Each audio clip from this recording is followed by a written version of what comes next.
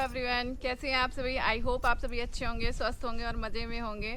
तो आज का टॉपिक है मेरा उन पेरेंट्स के ऊपर जो अपनी बच्चियों पे भरोसा नहीं करते हैं, बिल्कुल से भी भरोसा नहीं करते हैं अपनी बेटियों पे। क्यों भाई, आप क्यों भरोसा नहीं करते हैं उन पे? मेरा सीधा सा सवाल है, आप अपनी बेटियों पे भरोसा क्यों नहीं करते हैं?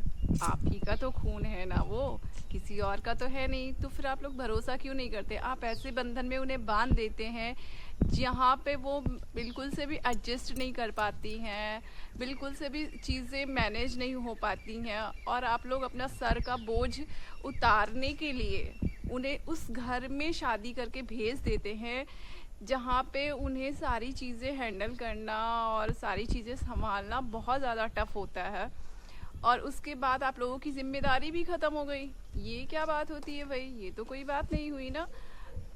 शादी के बाद तो आप लोग जैसे उनसे रिश्ता ही नहीं रखना चाहते हैं, बिल्कुल से भी।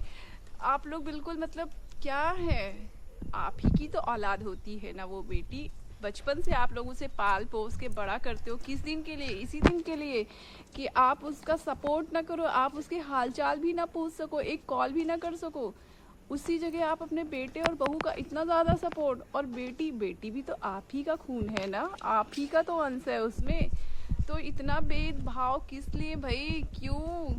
थोड़ा सा सोच बदलिए आप लोग, थोड़ा सा मतलब प्यार दिखाइए। बेटियां तो भगवान का रूप होती हैं, देवी का रूप होती हैं। आप लोग तो पूजा करते हो, नवरात्र में बेटियां ढूंढ ढूंढ के लोग लाते हैं कि हाँ भाई कन्या खिलाना है।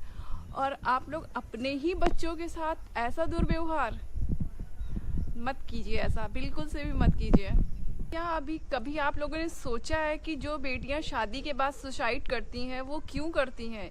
इसी वजह से करती हैं कि ना उन्हें मायके में कोई सपोर्ट मिल रहा है और ना ही ससुराल वाले उनका सपोर्ट करते हैं। क्योंकि ससुराल वालों को भी पता है कि भाई इसका मायके में तो कोई है नहीं, तो कुछ भी करते रहो, कुछ भी बोलते रहो।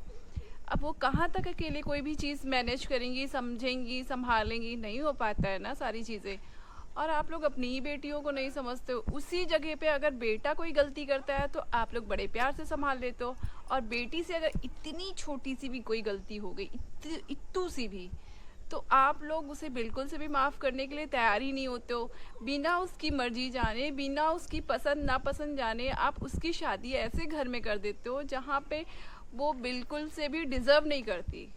वो मतलब मेंटली तौर पे बिल्कुल से भी तैयार ही नहीं होती उस घर के लिए, लेकिन फिर भी वो आपकी खुशी के लिए उस घर में शादी भी कर लेती है। ठीक है, तो शादी करने का मतलब ये तो नहीं कि आपकी सारी जिम्मेदारियां ख़त्म हो गई, ऐसा तो नहीं है ना। क्यों नहीं करते हो आप उनका सपोर्ट? क्यों नहीं? कभी कभी तो आप लोग भी उनका हालचाल लो। मैंने ये सारी चीज़ें देखी हैं, खुद से बहुत कुछ फील किया है। इस वजह से आज मुझे लगा कि इस टॉपिक पे मुझे वीडियो बनाना चाहिए, तो मैं इस टॉपिक पे आई हूँ वीडियो बनाने के लिए। वरना मैं ऐसा कभी, मेरा इंटेंशन कभी किसी को हर्ट करने का नहीं था, लेकिन लिटरली मैंने वो सारी चीज़ें फील की हैं। इस वजह से मुझे लगा कि शायद मेरे वीडियो से कोई पेरेंट्स मतलब संभल जाए, सुधर जाए, अपनी बेटी का हाल चाल पूछ ले।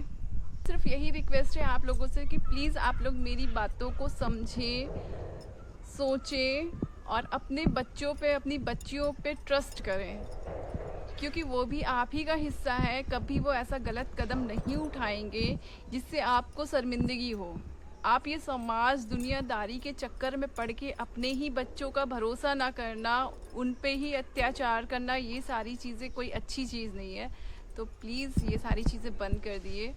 और बस इसी के साथ मैं अपना वीडियो ख़त्म कर रही हूँ। और अगर कुछ गलती हो तो फिर माफ़ करिएगा।